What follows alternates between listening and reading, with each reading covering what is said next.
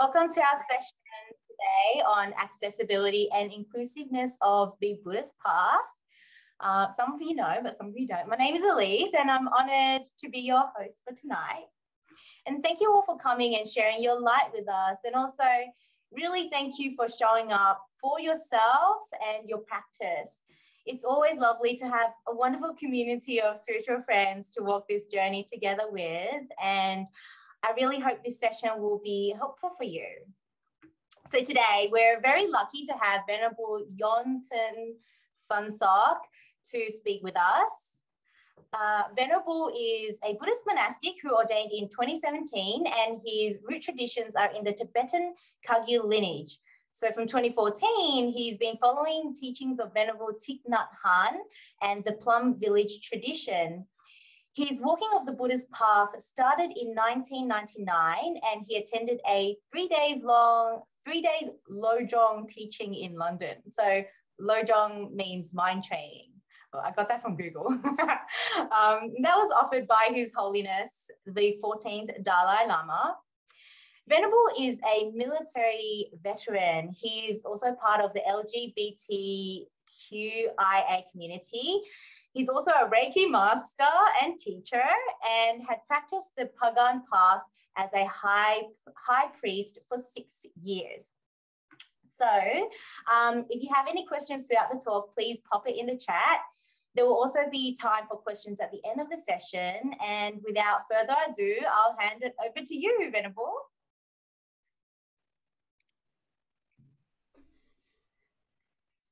Thank you, Elise.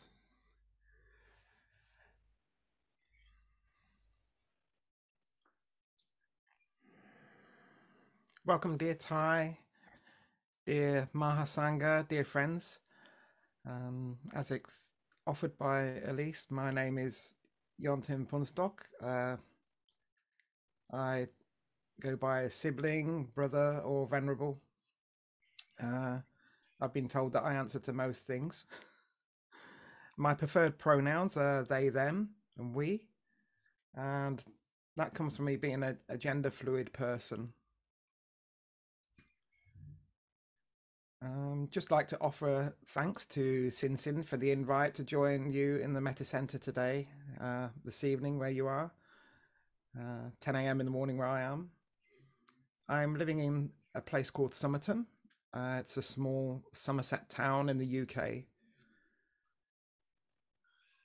Thank you for coming together today as well, so that we may breathe and practice as one body, and also for giving me the opportunity to offer this wee dialogue and meditation.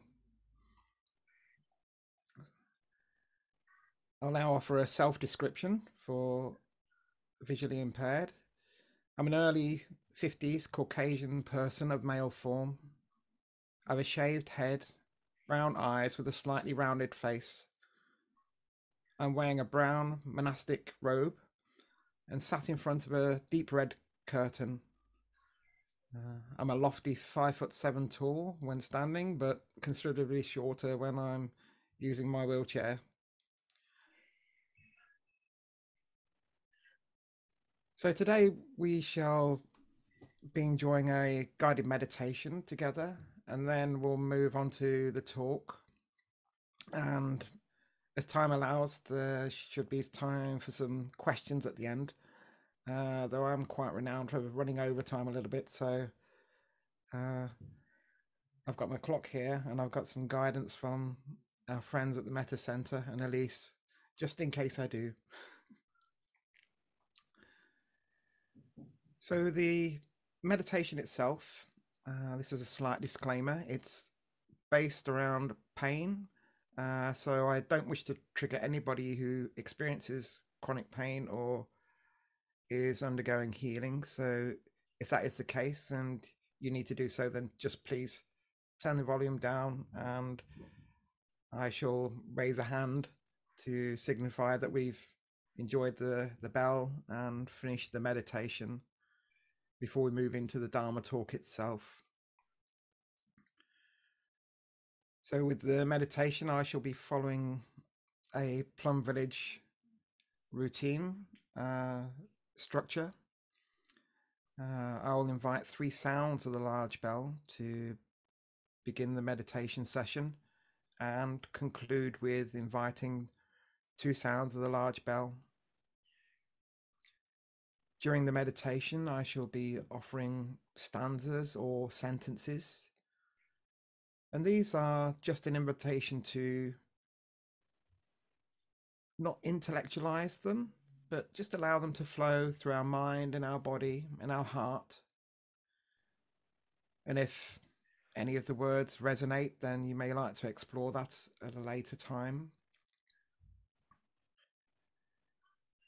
If you need to adjust your position at any point during the meditation, then please do. You may like to lie down or just remove pressure within the body. But if we imagine ourselves within a physical Dharma hall and move with mindfulness and peace and silence as much as possible, then that would be beneficial for us all.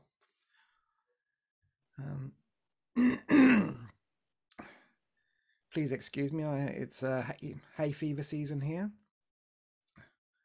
so I may need to cough from time to time, but I'll endeavour to turn off the microphone because you don't need to be hearing that. So I invite you now to come back up to a place of stillness, a place of ease, into your preferred meditation position.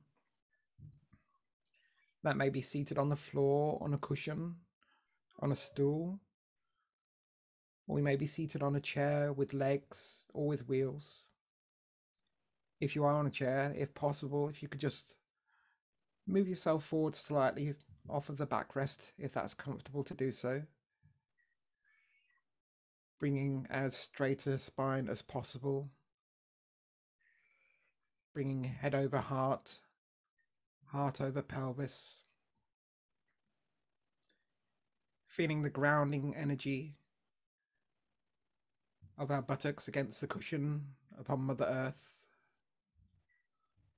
offering us a firm foundation for practice today, for this evening. You may need to be lying down. If so, you can visualize yourself, your connection through the bed or through the floor to Mother Earth.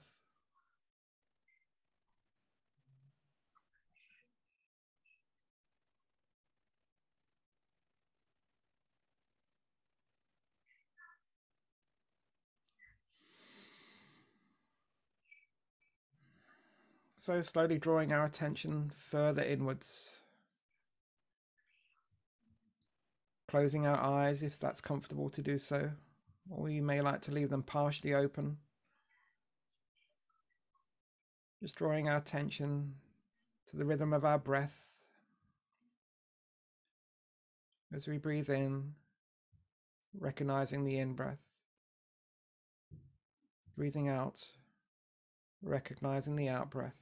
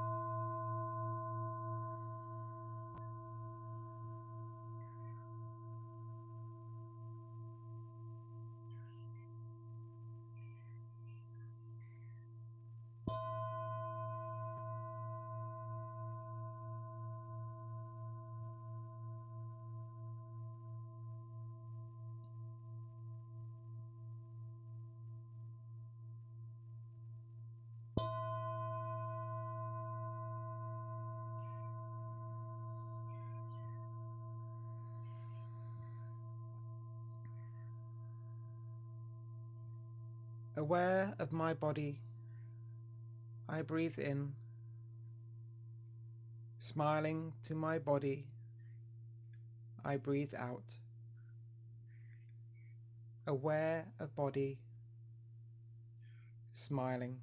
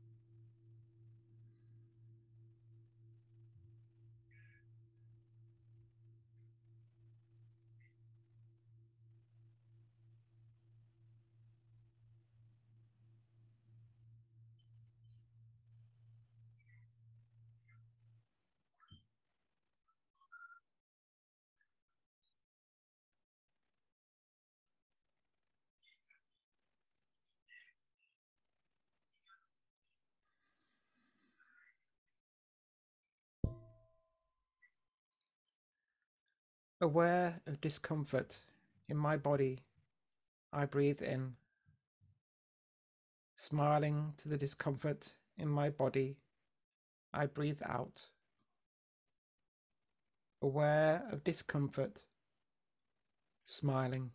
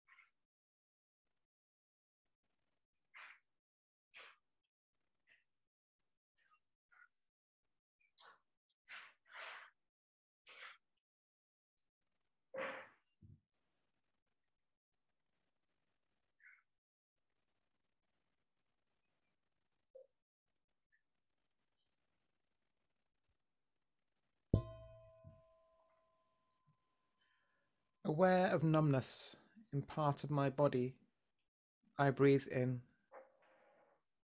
Smiling to the numbness in that part of my body, I breathe out. Aware of numbness, smiling.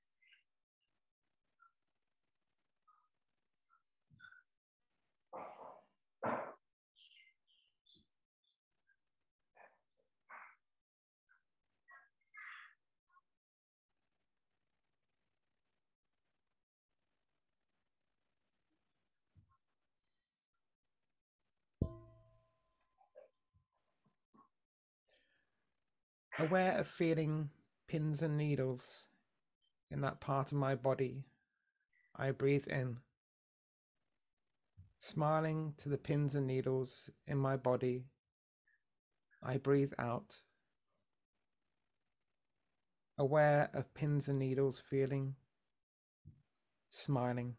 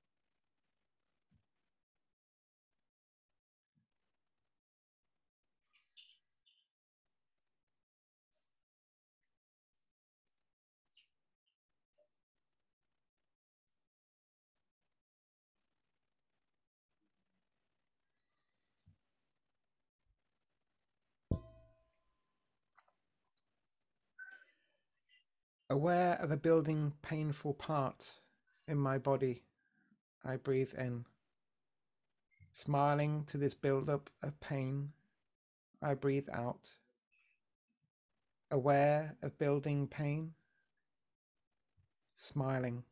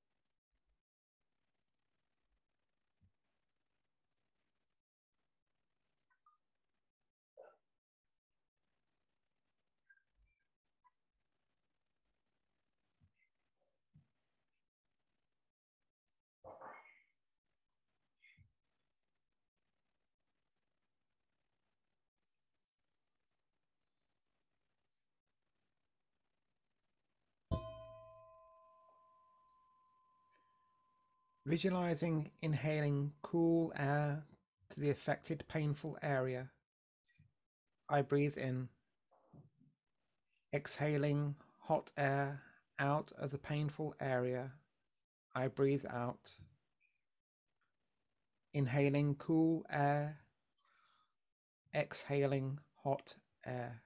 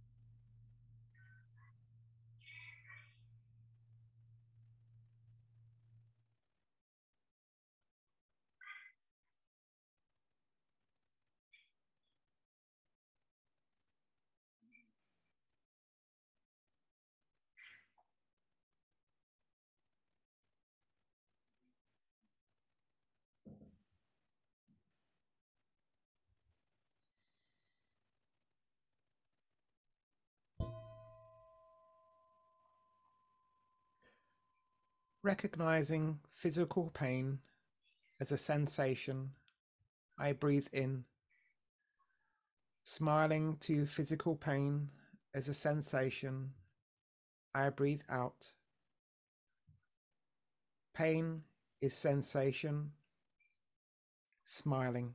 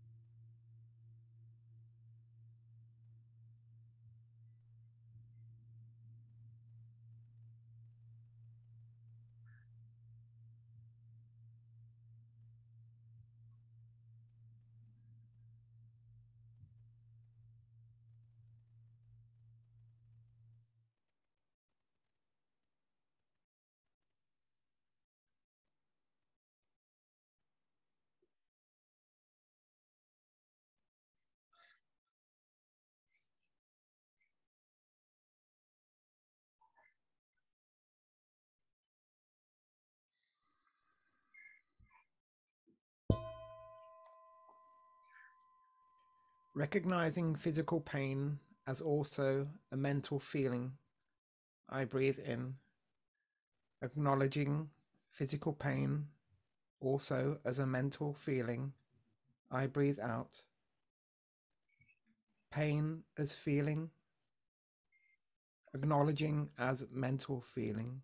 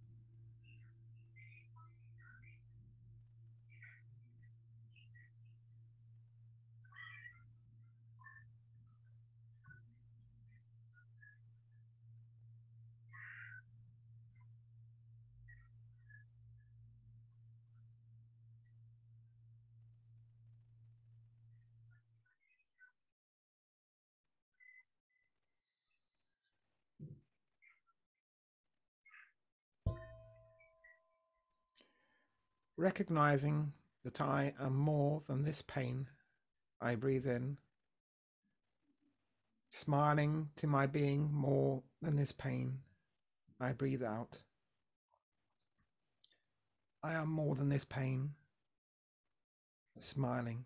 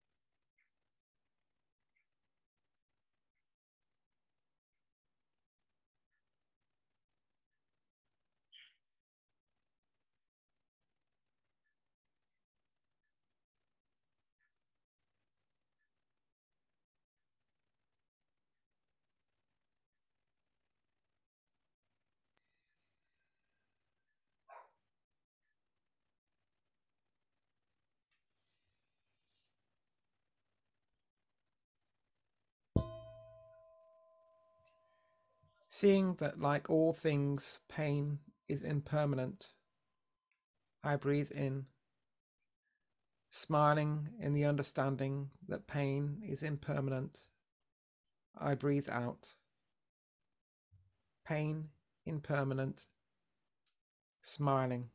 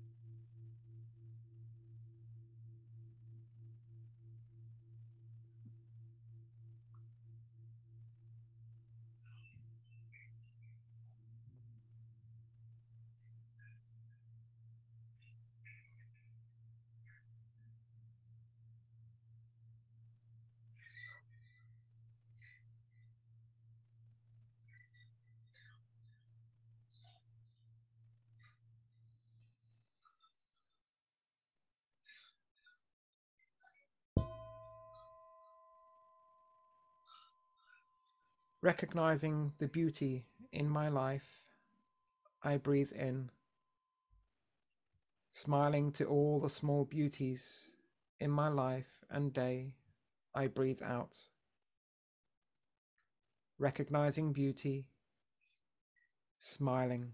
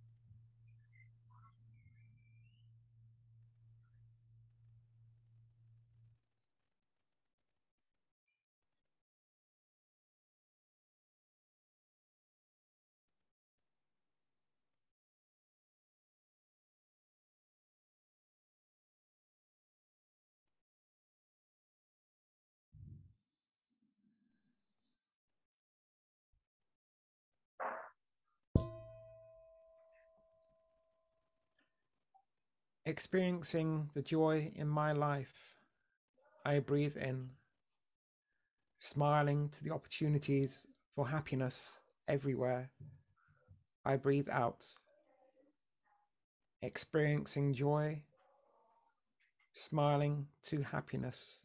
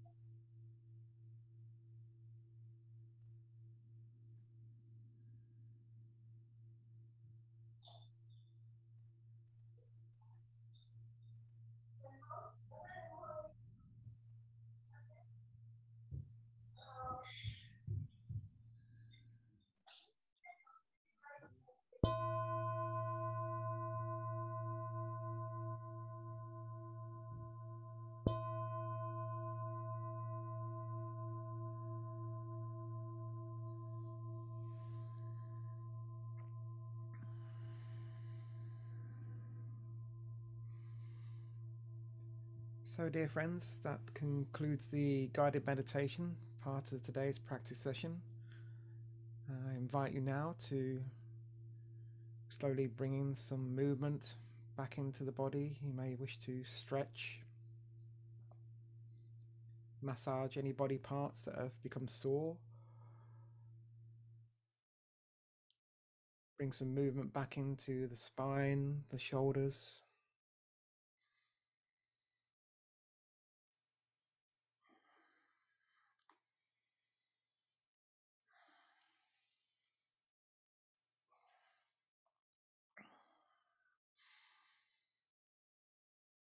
You may wish to enjoy some fluids, some water if you have some there. And then I'll invite you to come back to a place of comfort again, to a place of stillness, where we'll have the opportunity to listen to the dialogue, the offering of the Dharma talk.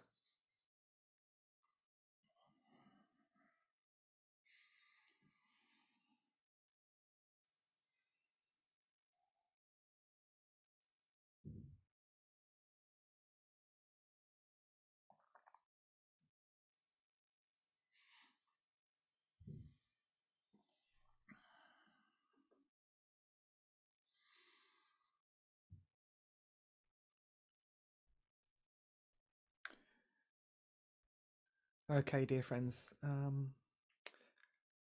I'll start by offering a small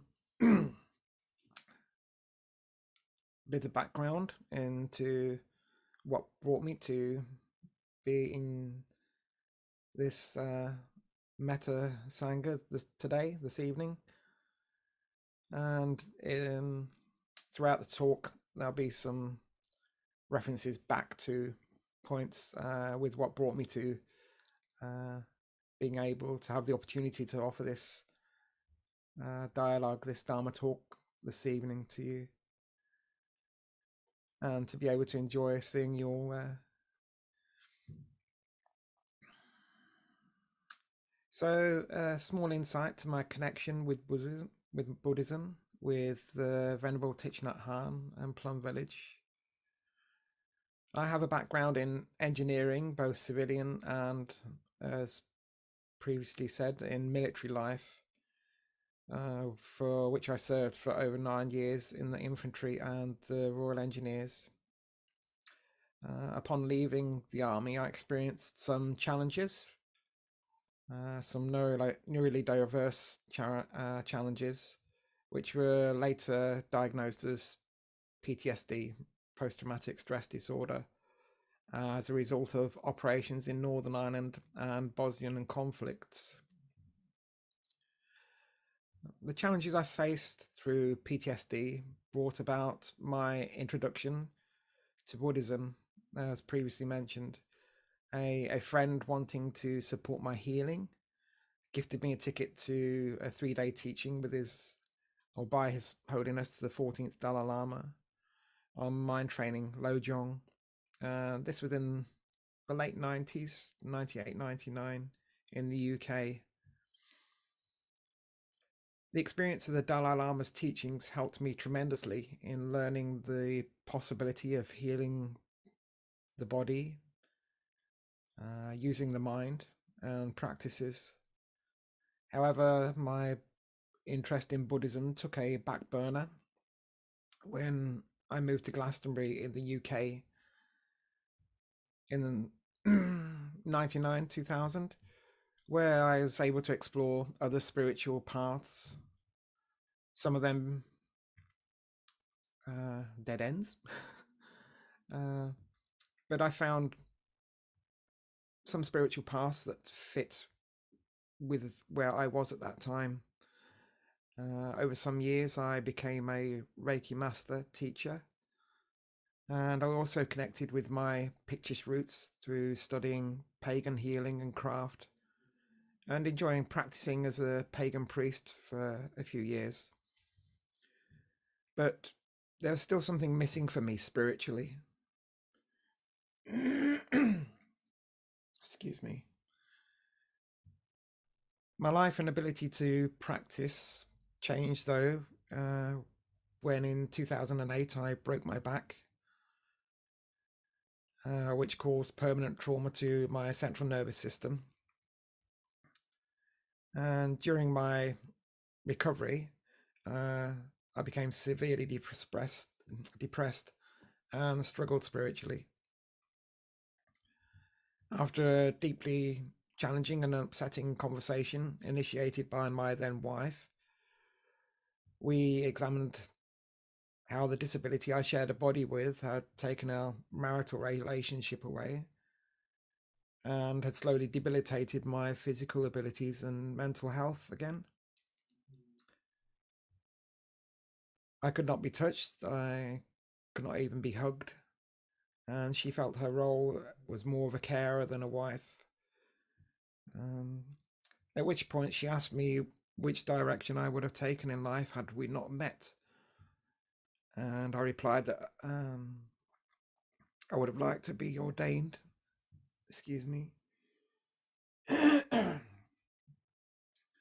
as a Buddhist monk, which is something that I'd explored previously. And her reply was, well, why don't you? She offered me a divorce, but to remain as my carer and my support on my spiritual path at that point. And this expression of deep compassion from her rocked me to my core, but also brought about such gratitude through my tears. And I see it as an offering of accessibility as well. As a result of researching the possibility of ordaining, I found that holding on to this aspiration as a disabled person held its own challenges. But that's possibly food for another talk. Despite this, I undertook a 3-year home study course offered jointly by Kagyu Samyeling Monastery in Scotland and Dharmachara Kem Homes, which reopened me up to Buddhist teachings and the path. This led me to taking my first trip up to Scotland to Samyeling in 2010, but more on that later. So, how does this affect me daily?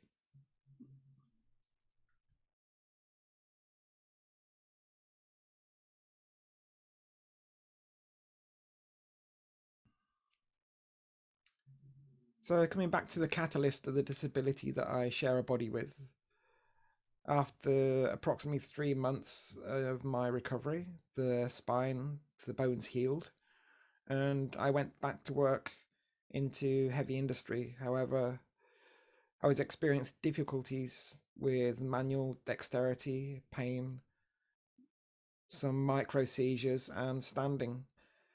So after 18 months, it was finally diagnosed as a condition called Degenerative Central Pain Syndrome, or CPS for short. This was due to the aforementioned trauma to the central nervous system. And as of yet, there is no cure and very minimal treatment. Consequently, due to dealing with chronic pain and unrelenting seizures, which may have impacted some on increasing some mental difficulties too, I had to leave work, and as my body had its own agenda at that time. I mention all this not as a poor me, but just to give some insight and some background as to where my practice comes from and how I interpret practice so that it fits with my way of being now. Let's enjoy a sound of the bell.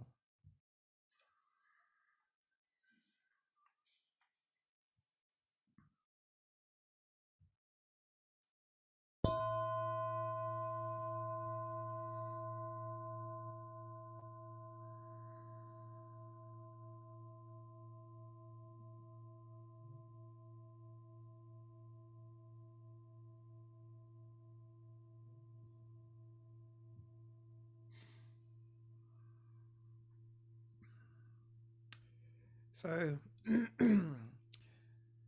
how the practice supports me, or my practice supports me. I found that after a few years, through the support of the Dharma, family, friends, and Sangha, I came to a good understanding of how I can respond to the disability and the pain. This I find is best accomplished by focusing on simple practices, especially when enduring a spike in symptoms. This, for example, is shamatha, stopping and coming back to the breath, thereby reducing the focus away from the pain. Utilizing the meditation as we've enjoyed previously. This I find supports me both physically and mentally. The practice for me is from Thay's teachings, Thay being Thich Nhat Hanh, my teacher, made accessible by having a choice to study via online teachings, meditations, practices and books, and a couple of apps as well. The practice of impermanence is present in all dharmas, even pain. Practicing the understanding that pain will only last for a day, an hour, a minute, dependent on severity, can offer much support, especially when you're locked into that pain. I find the practices of the 5 remembrances, an enriching Dharma practice as a support in this also. The teachings on the 3 doors of liberation, emptiness, signlessness, and aimlessness. And also by not creating a battle within myself, in my mind, in my heart, against pain and disability within me, as this is part of my life, this is part of my being.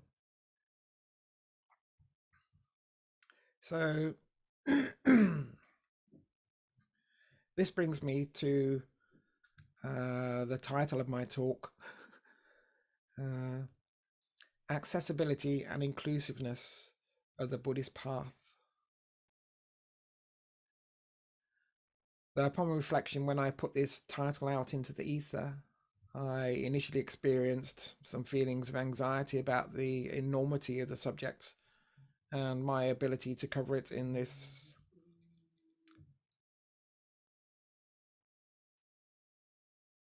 full meaning and depth, and being able to give it all the attention that it so deserves. When compiling the talk over the next few days, I began to reflect on these themes and see the complexity within them, and that could be spoken about, especially as there are many communities, practitioners and prospective practitioners that should receive inclusiveness and could prosper in the Dharma if accessibility is increased for them.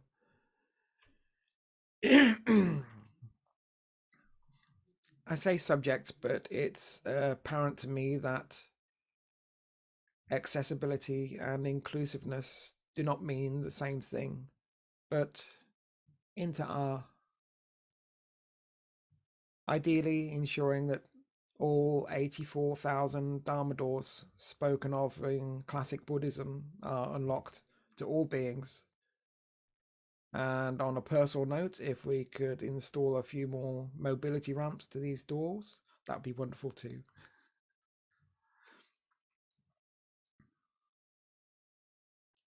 When I invited my anxiety concerning this subject forward to view it clearly, I recognized some seeds of its propagation residing in my store conscious. Seeds of neurodiversity, mental health. I was tested in the 70s for ASD, autistic spectrum disorder, and also members of my family, a son, a daughter, a grandson, and my ex-wife are all on the ASD spectrum. So I recognize my reflection in them. This coupled with the PTSD from the aforementioned experiences and the trauma of the accident, all which reinforced my reluctance to speak publicly. Even though in the military I was a very proficient instructor, I feel that this was a result of the discipline framework in place and offered for a structure to instruct and communicate clearly, which is not something I find fits within Dharma sharing so much. Recognizing these seeds brought me to a point of inviting my inner Thay to come forward and offer me support in the practice through his teachings. Thay often reiterated about keeping the practice simple. I may say accessible. Unfortunately, in fact, I've witnessed this perceived simplicity being spoken of in a derogatory way online. But for me, the beauty is in there, in the simple way these practices are communicated. To coin a phrase, if we only have the eyes to see, they hold so much depth of insight and understanding. The simplicity that Thay offers the teachings and reflections brought me to the understanding that I should bring this simplicity to this talk and subject. I needed to start by recognizing and offering myself inclusiveness and engaging with personal accessibility too. Mahatma Gandhi is often misquoted as saying, "Be the change you want to see in the world." But I find the origin of this paraphrasing holds more meaning for me. He's quoted saying, "We but mirror the world. All the tendencies present in the outer world are to be found in the world of our body and mind. If we could change ourselves, the tendency in the world would also change. As a person changes, their own nature does the attitude, so does the attitude of the world change towards them. This is the divine mystery supreme. a wonderful thing it is, and the source of our happiness. We need not wait to see what others do.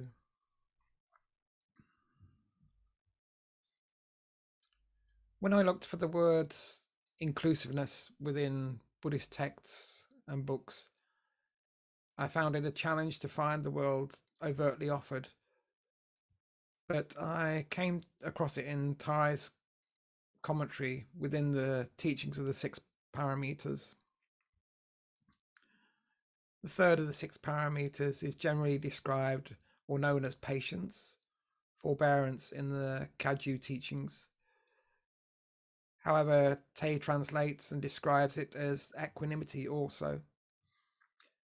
But later he translated it also to being inclusiveness, Kshanti. In his book, Heart of the Buddha's Teachings, offering the meaning as the capacity to bear and transform the pain inflicted upon you by your enemies and also by those who love you. This I have added to by including illness and disability. This path of offering inclusiveness begins by extending and experiencing inclusiveness to and for oneself. In the same vein as Thay conveyed, to offer peace, you need to be peace. I say to offer inclusiveness, you need to know inclusiveness. The same is true for accessibility also.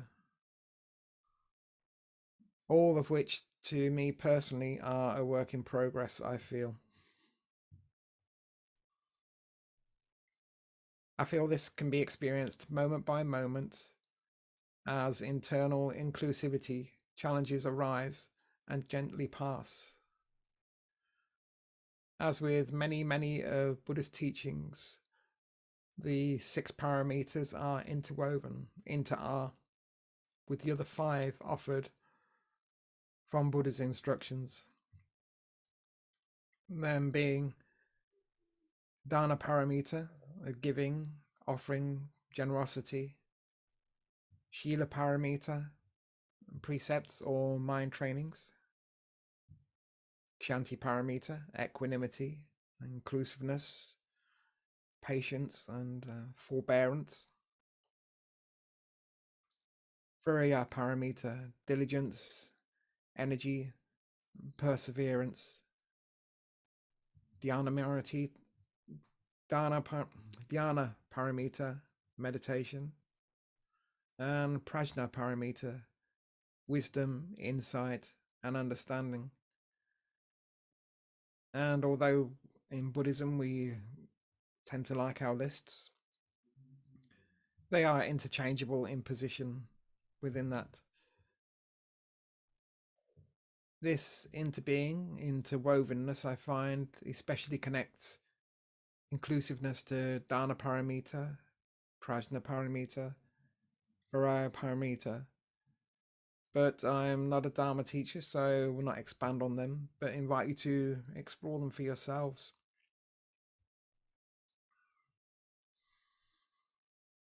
Let us enjoy a sound of the bell and the breath.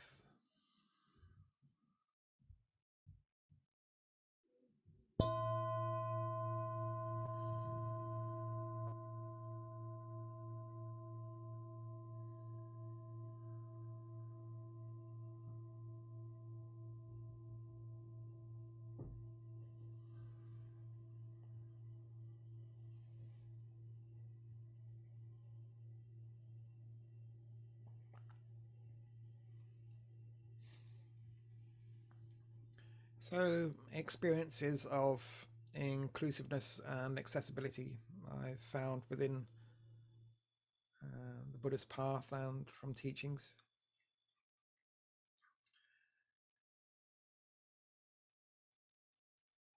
Initially, I came about with the opportunity of this home study course with Ken Holmes and my first trip to Samueling up in Scotland.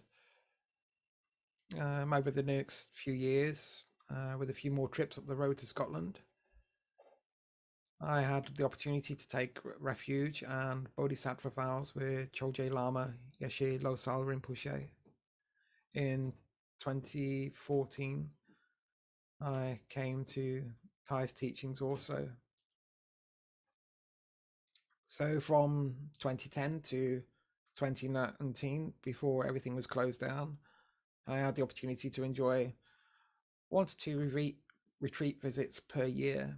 And at all times, I've been given wonderful opportunities and support, both physically and spiritually, from all the monastic and lay sangha there, with ramps to the accommodation and temple, lifts and stairs. But I did have problems accessing the teachings and transmissions, and this was primarily down to distance and funds. Additionally, my chosen Kagyu lineage then is mainly an oral tradition. So with some research, into being able to further my Buddhist practice and learning, I came across the YouTube channel of the Venerable Nhat and Plum Village, which I found to be open and nourishing, feeling like a refreshing breeze of Dharma air and accessibility. In 2017, I wrote to Thay, the brothers, sisters, and siblings in Plum Village, explaining my physical situation, but also my aspiration to ordain, including some background into my previous life. And subsequently, on November 30th, 2017, I enjoyed an ordination, a self-ordination, supported by Dear Thay's books, Stepping into Freedom and Freedom Wherever We Go. This happened at home at 3 a.m. in the morning in front of my altar, with the support of my dearest friend to bear witness, and they gifted me my robes and my alms bowl. And I vowed to live the rest of my days as a Buddhist monastic, living my life by the Vinaya and the Pratimoksha, the monastic precepts. Though I did not receive a direct response to the letter, I did enjoy mentioning the New Year's Dharma talk offered by Brother Phap Hu, which was really encouraging and also very nurturing to hear. And for a couple of years, I practiced a life of a very solitary monastic. However, in early 2020, I replied to an advert requesting for volunteers by Plum Village UK, to which I was successful, and I became a volunteer in March 2020 into the comms team, which involves helping producing weekly e-Dharma mail out and being part of the social media team. The inclusivity in Plum Village has encouraged me to extend my offerings out into my community via online meditations every Friday morning, and through supporting a PTSD charity as a graphic designer, another interest and art therapy I used to use. I help facilitate various Facebook groups in the Buddhist virtual world and offered support in 90-day lay rains retreat online. I'm about to hold meditation sessions with the local homeless rehabilitation centre, and also support one-to-one with young people with on the autistic spectrum. And I'm also fortunate to be part of the LGBTQIA plus community, enjoying connection to the Rainbow Sanghas in Plum Village, Rainbow D, the IQBC, and beyond.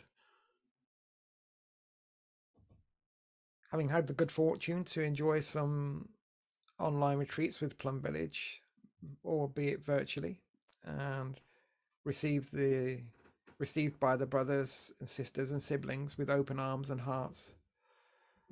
They've offered gracious support and inclusion in all aspects of the retreats I have experienced to ensure that I'm able to enjoy them as physically as possible, for which I am wholeheartedly grateful and humbled.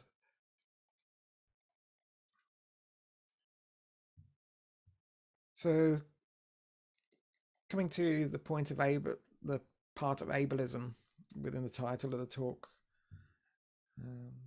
I cannot and do not propose to speak for all neurodiverse and disabled practitioners in the Plum village and within the Mahasanga of Buddhism, as the umbrella term disabled holds many forms and ways of being.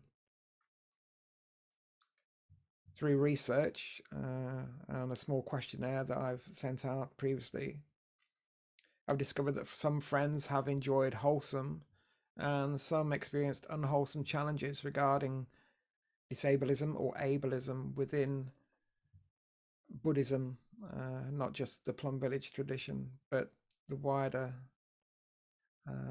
Buddhist traditions.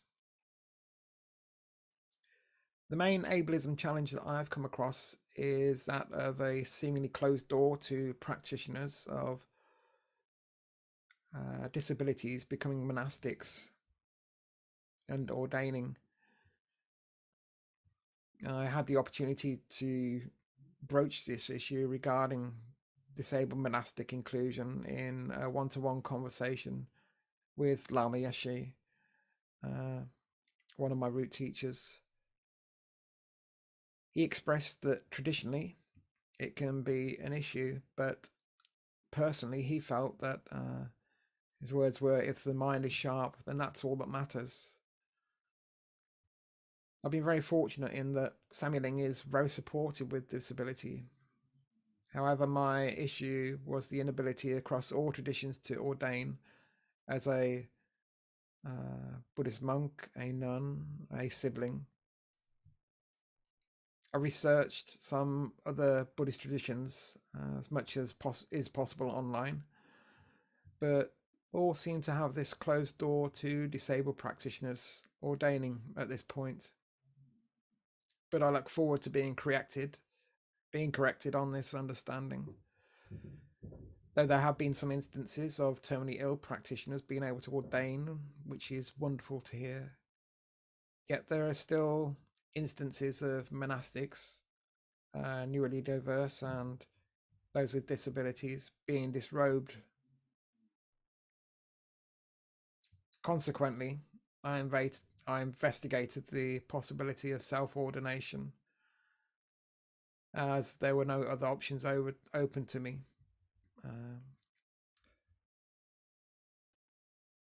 This was a practice initially offered through the Srimala Sutra, a foundation Mahayana Sutra, and was utilized a lot in Japan with the monastics having to self-ordain with the support of the Buddhist teachings. But this I found is very controversial and a discouraged route. However, a good friend reminded me that the Buddha was all compassionate and accepted all. Asking him would be the way forward. Therefore, I meditated and focused on what the Buddha would support and truly wanted for me. So how do I adapt the practices, my practice, to my situation? As you've experienced, there's a meditation that I've composed, put together, that helps me, especially in the extreme spikes. And offering myself to be diligent, but don't push to where pain and harm may be caused. So if not able to sit, then to lie down and practice. So in the wider space of inclusivity for disabled practitioners, being given able accessibility to places to lie down in practice rooms, in Dharma halls and temples, allowing this space if needed. I'm usually awake from 2 a.m. onwards, unless sleep is elusive, to which I experience a few times a month for days at a time. So I'm able to enjoy sitting and rolling in my chair, walking meditation and practice sessions, but this is only done through the mornings. I find it difficult to practice in the afternoons, but will attend Dharma sharings in retreats, etc., lying in bed, so I'm able to offer my presence and support to the Sangha. I spoke about this possibility with Brother Hanh from Plum Village on a retreat last year before the Dharma sharing. I was unsure if it was appropriate to be lying down, but he opened the door of inclusiveness to me, inviting me to join the Dharma family in whichever way is comfortable for me to do so. As I write this, I recognize the self-ableism or self-restricting I was experiencing at that time, but also need to recognize my limits, interacting when I'm feeling well enough to do so, and not to overstress my body. So the positives of practicing in my situation as a disabled and neurally diverse practitioner, I consider myself very fortunate to have received the practice from our spiritual ancestors, all of which has given me clarity in the darkest of times, allowing me to clearly see there is a path when practiced diligently can offer more and more wholesomeness to life. Before the accident, I did not possess the skills to communicate with loved ones, friends, or almost anyone in a spiritual manner, in a compassionate manner. Probably a Freudian slip there. But through Buddha, Thay, and my spiritual ancestors' teachings, I'm learning the attributes that bring about right speech, view, thinking, and understanding, etc. All of which have opened my life and my heart to embrace opportunities when offered as much as possible. All practices help with pain reduction and mental health. Because of the teachings offered, I can see and enjoy small beauties throughout the day. Most times with concentration, being able to cultivate a heart and mind of happiness. This has opened my horizons in many ways, not least igniting the feeling of being useful again, so that I may be of service in some small way to my loved ones, my friends, and the wider Sangha. This sense of lack of constructive use is quite common, I feel, within the disabled community. A means of enabling the disabled to experience feeling abled, I guess. I will conclude the talk now, so there's some space for questions. We're just offering a point for the Sangha to consider. According to a report by the World Health Organization and the World Bank, 1 billion people around the world live with some form of disability, making up around now 15% of the global population. So with my rudimentary math skills, there are approximately 500 million Buddhists globally now. So 15% of this means that there could be 75 million disabled practitioners in the Mahasangha. So we can increase this accessibility and inclusion and into being for all by looking at what barriers cause practitioners who experience differences to feel physically and mentally excluded within Buddhism, and what can be done to remove them, these barriers to their practice. Are the practice spaces inclusive? Is the use of language inclusive? Are we able to offer more practices online?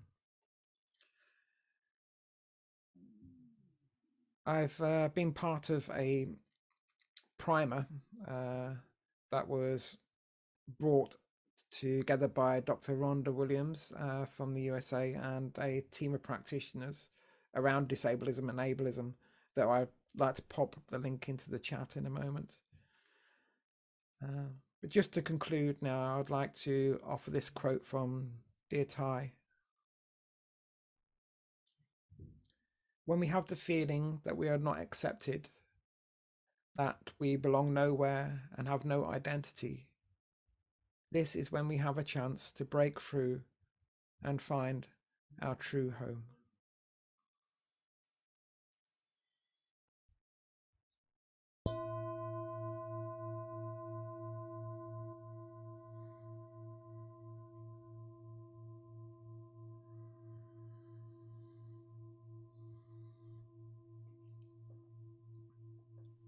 Well, thank you, dear friends, for your attention and for listening. I hope that it wasn't too lengthy. Let me just look at the time. Oh, I did well. That was pretty good. Thank you. Thank you, Venerable, for sharing your personal stories and your insights and learnings through the challenges that you faced throughout your life. We have a comment from Tom. He said, I am extremely grateful for your sharing from your heart space. I have learned so much from your sharing. I'm working with mental health women and was working in a private mental hospital for 8 years. I am benefited so much. I have benefited so much from your sharing in my professional and personal life. Truly, I am grateful wholeheartedly. Sadhus, Ling with I know one's palm. Did I read it right? Yeah. Yeah, just to note there's two Toms. The other Tom is Ling. Oh, okay. So that was from her. Right. So thank you, Tom, for the comment. Does anyone have any sharings? Oh, Tina also posted something. She said, thank you for sharing the Dharma and your story, Venerable. That was so inspiring. It's so inspiring and touched me deeply. Where there's Dharma, there's a way. Yeah. And I think that really came through very strongly. It's like, so there's a whole bunch of rules around the place, but well, where there's Dharma, let's do it. Most definitely, most definitely. Beautiful. Something that struck a chord for me, Venerable, was just talking about ableism. Ling and I work in, as many of us do, or on sustainability, climate change, and the like, in a community at a grassroots level. So something people feel, and I feel this myself too, is faced with the challenge of the big thing, seemingly intractable climate change, so sustainability issues. Very often we don't feel able to do it because it's it's all too much. And it comes about, I think, for myself, I find that as internal resistance and preconceived ideas about what I can and can't do, or what have you. So I was just perhaps getting a bit more depth maybe from yourself about how you work with that sense. I think you said some sense of lack of being able.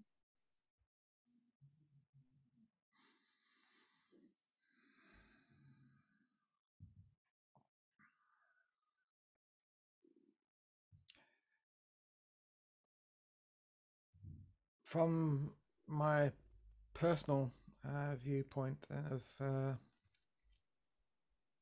way it's impacted me, of that, as you say, that lack of usefulness in the world at times, I've recognized that is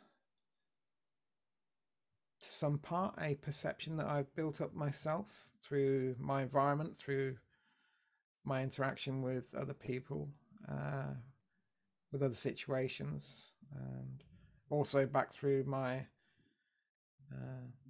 blood lineage, through my ancestors, through the trauma that they felt has impacted on that. So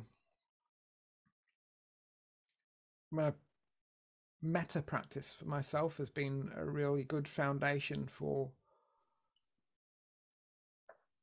offering support, and as I mentioned, knowing that when it's good to have this practice of diligence, but if that starts to impact on our mental well-being or on our physical well-being, to where we're causing unnecessary suffering to ourselves, then just having that opportunity to come back and offer ourselves metta, come back and offer ourselves love and compassion, and say it's okay, we can't do it all. We know we've got, that's from my interaction with friends who are activists. I think that drive is, and that diligence is necessary to be in that role, but is also needs to be within a view of non-duality, i.e. that you need to come back in and offer yourself the space of it being okay to sit back for a little while. And there's nearly 8 billion as on this planet, and a lot of those are activists, so allowing them to take the wheel for a little time. So offering yourself self-metta has personally helped. Other people have different practices that help them, but for me, that would be the primary one, I would say. Did that was that clear, or did I bring about an answer for you? Yes. Yeah, I think that's a good thing. Just trying to think on my feet as well. Yeah, offering love and compassion to yourself. And that's always a good thing. And so one thing that jumped out at me when you said offer actually was being prepared to offer yourself as you are to whatever service your heart calls you to.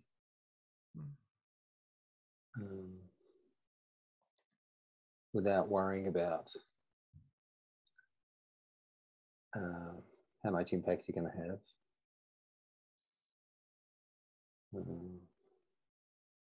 I think that's something. So because we're sometimes seemingly so hero focused, right?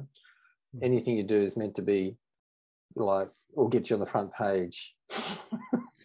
And if it's, if you don't think that's going to happen, well, I'm not going to do it. So, yeah, love and compassion goes a long way, doesn't it? But, just being easy on yourself. that, as you say, the hero syndrome. There's, I believe, there's a Zen proverb about a Zen master in China going up to the top of the mountain and rubbing the top with a silk scarf every day, you know, and knowing that ultimately the mountain will be worn down. So it's these small, you know, be they internal or be they external, going picking up a bit of litter off the floor. You know, it's through these small actions as well that we can create difference within the world and within ourselves, which is, you know, from my point of view, very important. The other thing that's been coming up for me recently is just to, you know, whatever I'm confronted with is to put good causes into action. You know, because like myself and the world are kind of coming at me, and well, hang on, let's let that go a little bit and just say, well, what good cause can I put into action, however small it is. Don't worry about the size of it, really. You know. Because who knows? I mean, it's like it's the sense of efficacy that I'm trying to chase, right? It's like what I do makes a difference, but how do you ever know what results you're creating? Things take time.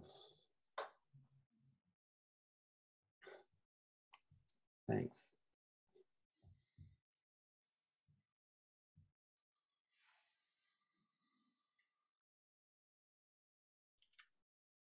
Thanks, Tom. That was a very interesting question. And thank you, Venerable, for your answer. And I totally agree, like, because often we focus on being diligent and stuff like that in our practice, but like it really resonates when you said when it starts causing unnecessary suffering for ourselves to then come back and offer ourselves that love and compassion and just telling ourselves that it's okay. That's really good reminder. Does anyone else have any questions for Venerable? Venerable, thank you so much for sharing your story. It was really inspiring to hear your experiences, and I love that you incorporated, you know, Dharma teachings, practices along with sharing your story. So thank you. I have a quick question just about the Plum Village tradition in general. Like, what kind of meditation or practices usually do you do? Do you also have concentration meditation versus vipassana? I think the one I don't know what the one we did today would be called, but yeah, curious about like the sorts of practices that actually, yeah, is under that tradition. Thank you, Sophia. We do have concentration meditations within the practice. We have walking meditations, guided meditations, as was offered earlier,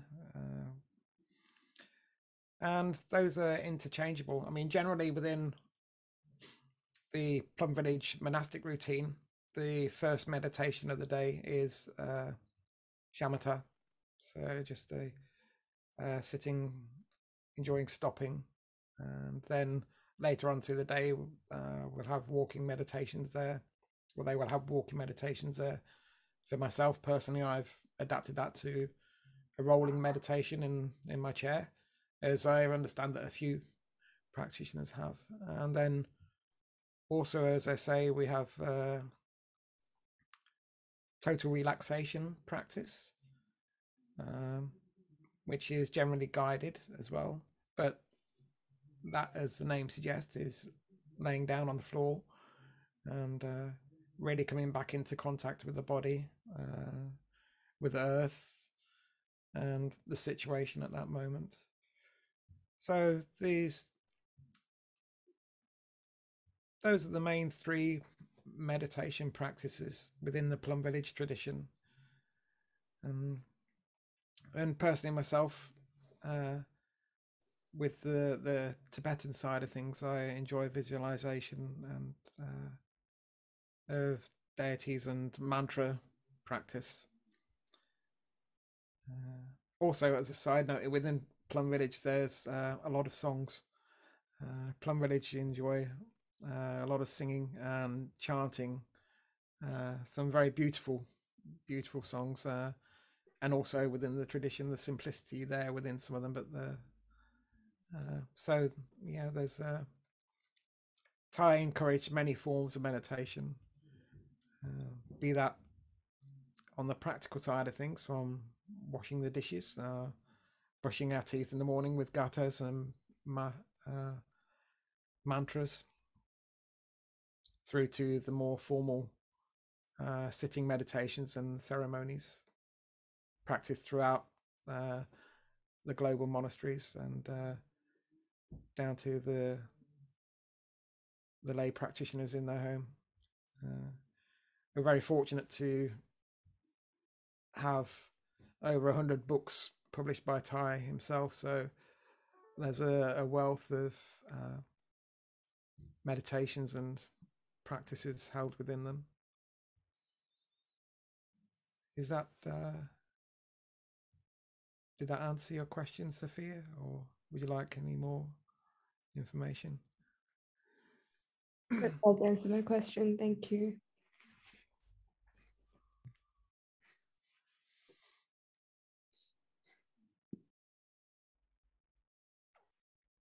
Thank you, Sophia.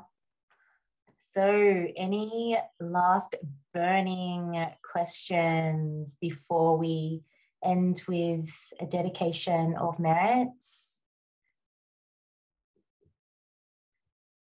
Everyone happy? Yeah, okay, thank you. Well, would you like to, Venerable, would you like to do the dedication of merits to end off the session? So this one is offered from the Way of the Bodhisattva.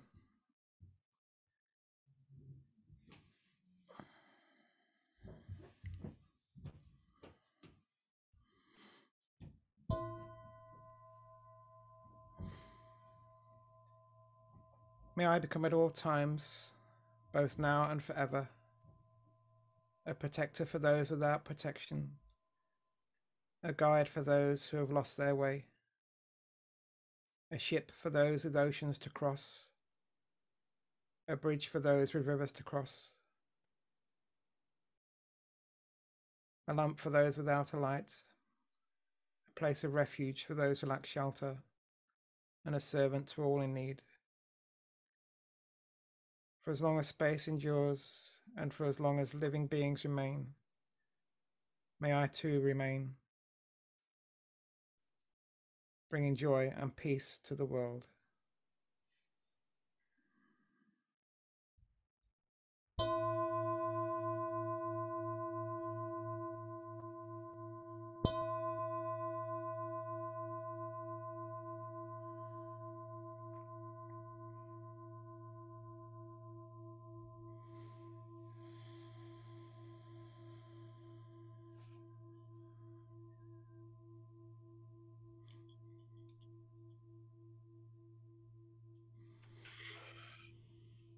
Thank you so much. Oh, sorry. No, thank you. I was just saying the same thing. We're all going now. Is it time to say goodbye? Yeah. Well, just really want to say thank you. And we're really grateful for your presence and all your sharing today, Venerable. It was really insightful and very touching for all of us. And yeah, I'm pretty sure today has, like, your talk and your sharing has touched us in many ways. So thank you so much. Next week, we have Daniel Troyak speaking on the topic of well-being in Buddhism. So I hope everyone would be able to rock up like today and and enjoy next week's talk as well. And just another thing to mention before we head off, we also have the Metta Festival coming up on Saturday, the 18th of June. And that's like a multicultural Buddhist festival with lots of dances and singing. And yeah, we can practice inclusivity there. So please come along, and hope to see you guys there. And thank you again so much, Venerable, for your sharing and your talk today. Hope to see you guys next week. Thanks, Venerable. And thanks, Elise, you. for emceeing. Thanks, everyone. Hope to see you next week. Thank you. Would love to see you again, Venerable, at Metta Centre. That was fantastic. Thank you. Ina, thank you. Thank you. Enjoy the rest of your holiday. Oh, thank you. Not long now. Time flies. Yeah, really good. So tomorrow I'm going to the orphanage to do some reading with the kids. And we managed to get 2 people in Sydney to teach them maths and physics, because I couldn't do physics. So I had to dial a friend.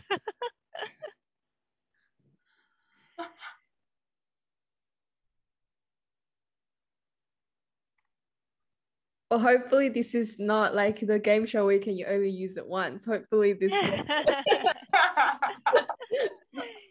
No, they're really well managed, actually. It's a really amazing orphanage. So I met the director over there, and she's working round the clock for these kids. And importantly, she's very well connected with the local community, and she's reaching out to other people internationally as well to see if they can get some extra support. So it's really nice to see things happening for these kids, because honestly, they deserve it. They deserve so much more. Actually, a lot of the children over there, they do have special needs as well. And so it's very heartwarming to see people reaching out to them in a way that these kids can really fulfill their potential.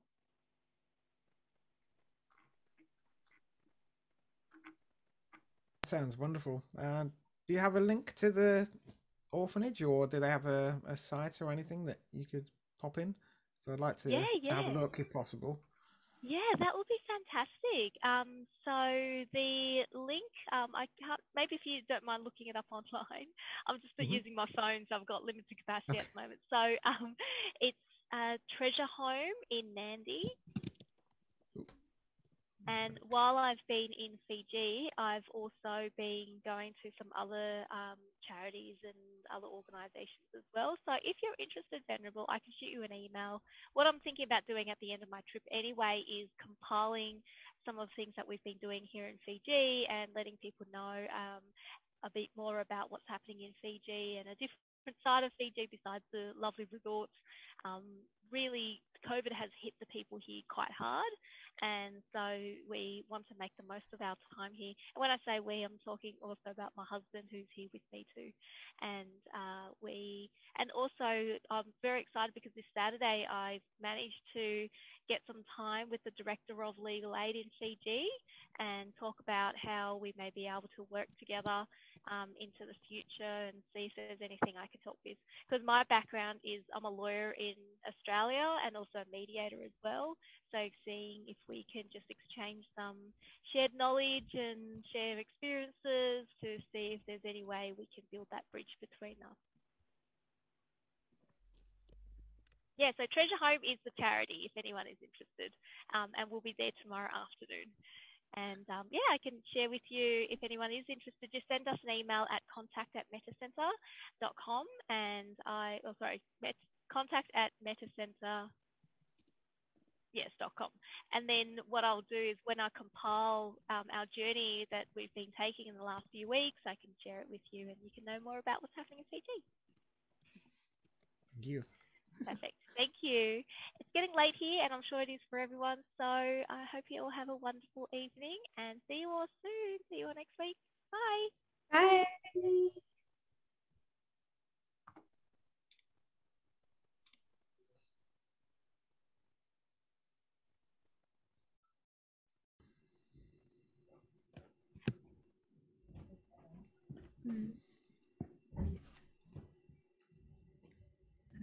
Thank you, Venerable. Thank you, So Sophia. lovely to have met you today. And you also. And thank you for Yeah. your support. Oh, it's such a pleasure. We'd love to have you again, speak with us at some point. So yeah, I hope you have a lovely, is it during the day in the UK? Mhm. It's nearly lunchtime, so yeah. Okay, hope you have a lovely lunch. Thank you. See Enjoy you. the rest of your evening. Thank you. Bye bye.